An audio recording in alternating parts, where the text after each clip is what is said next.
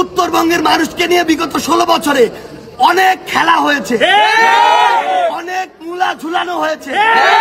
আমরা চাই না এই তিস্তা মহাপরিকল্পনাটি শুধুমাত্র কারো নির্বাচনী প্রচারণায় থাক, শুধুমাত্র মানুষের ভোট পাওয়ার জন্য বলা হোক।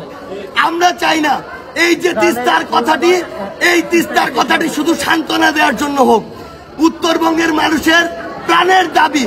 আপনারা আপনাদের জায়গা থেকে, আমাদের যে অন্তর্বর্তীকালীন সরকার, আপনাদের এখন আর ওই আওয়ামী দোসরদের মতো কোনো পিছু টান নাই। কারো সাপোর্টে আপনাকে ক্ষমতায় টিকে থাকতে হচ্ছে না, আপনাকে ক্ষমতায় বসিয়েছে বাংলাদেশের ছাত্র জনতা।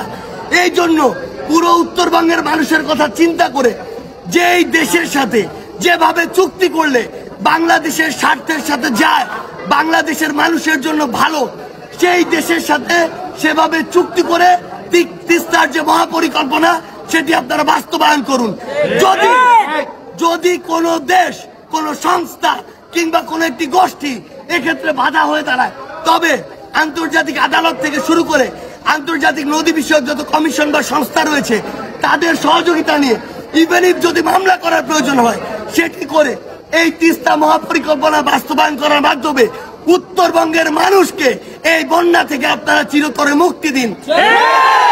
সবশেষে এক লাইনে একটি কথাই বলবো, উত্তরবঙ্গের মানুষের এই মুহূর্তে প্রাণের চাওয়া এবং প্রাণের দাবি উত্তরবঙ্গের মানুষকে চিরস্থায়ীভাবে বন্যা থেকে মুক্ত করার জন্য অতি দ্রুত সময়ের মধ্যে তিস্তা মহাপরিকল্পনার বাস্তবায়ন করতে